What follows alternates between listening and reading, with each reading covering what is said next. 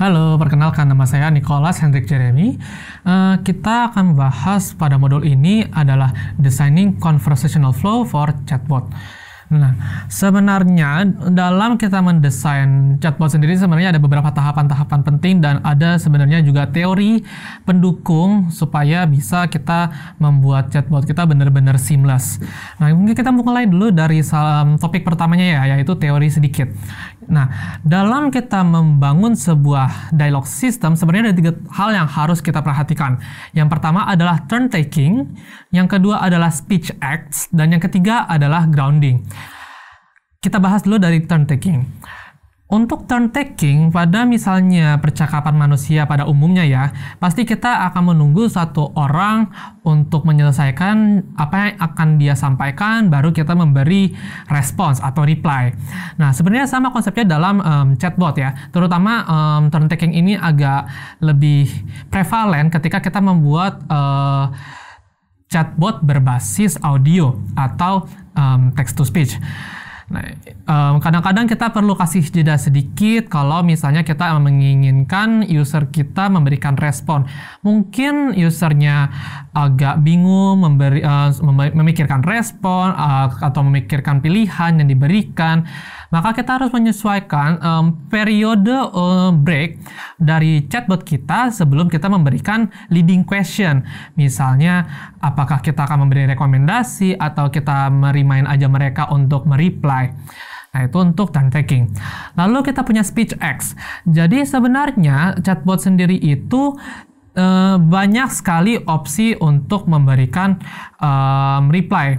Dan sebenarnya speech acts sendiri ini tidak ada suatu kaidah yang eksak. Atau memang speech acts yang ada itu tergantung dari apa yang ingin kita buat dari chatbot kita. Nah, terakhir kita punya grounding. Grounding di sini memang sangat penting ya, karena dari sisi psikologi manusia memang kita lebih suka dikonfirmasikan atau menerima kata-kata yang bersifat afirmatif. Nah, grounding di sini gunanya adalah supaya chatbot kita bisa memberikan reply yang bersifat tadi itu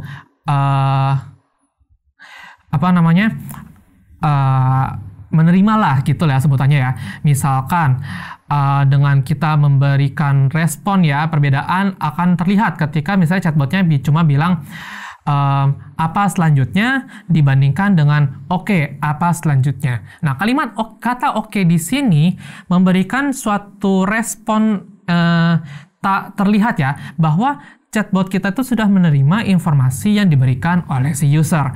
Makanya grounding ini sangat penting untuk kita perhatikan dan kita tambahkan ke dalam bentuk respon chatbot kita.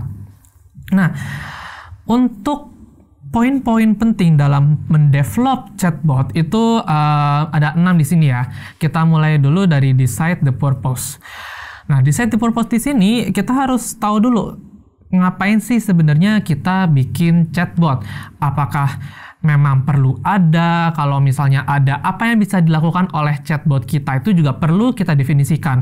Batasan-batasannya harus kita juga jelaskan supaya jangan sampai ada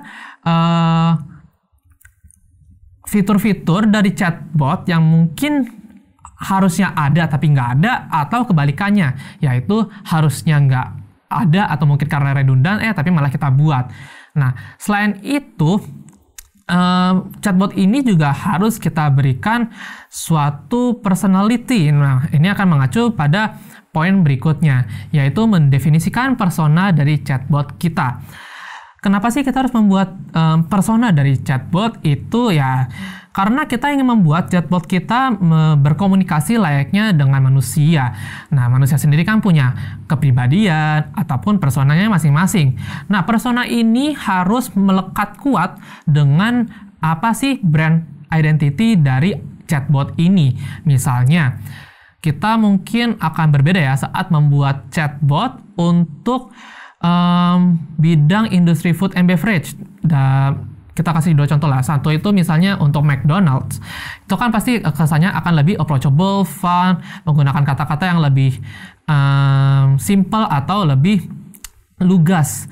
lebih casual. Sementara kalau misalnya kita ingin membuat chatbot untuk fine dining misalnya, kita akan menggunakan kalimat-kalimat atau kata-kata yang lebih elegan, lebih lembut, dan lebih ada mannernya lah sebutannya ya. Jadi memang untuk persona sendiri harus kita balik lagi ke brand identity yang kita sedang represent.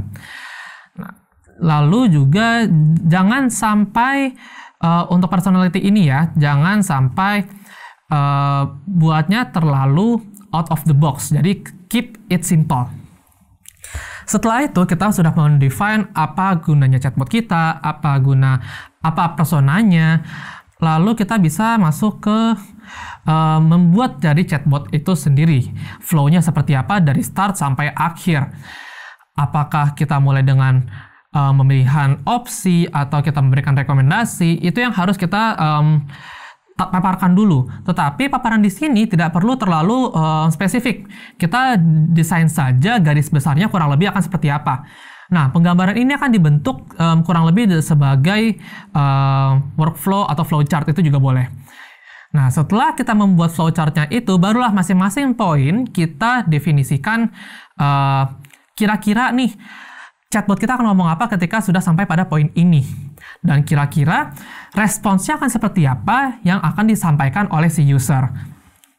Setelah itu, setelah kita membangun nih flowchart-nya sudah selesai, lalu kita juga sudah membuat suatu kalimat-kalimat untuk masing-masing poin flowchart. Nah, mungkin sekarang kita sudah bisa tes nih. Kita ajukan kita tes chatbot kita ke banyak orang. Lalu kita analisa nih kira-kira apakah ada fitur yang redundan, apakah chatnya mungkin kurang bagus atau kurang menarik. Nah, itu akan kita analisa. Lalu hasil analisa ini akan kita gunakan untuk memperbaiki chatbot kita. Dari tahap uji coba ini sebenarnya akan kita melakukan looping ya. Jadi kita akan melakukan tes, lalu kita perbaiki, kita tes, lalu kita perbaiki. Sampai kita mencapai suatu tahap di mana chatbot kita rupanya sudah cukup baik. Nah, setelah kita mendapatkan nih hasil akhirnya, barulah kita evaluasi terakhir. Kira-kira chatbot kita nanti ke depannya akan seperti apa, lalu komponen-komponen apa yang mungkin kita bisa improve. Sekian untuk materi hari ini. Terima kasih banyak.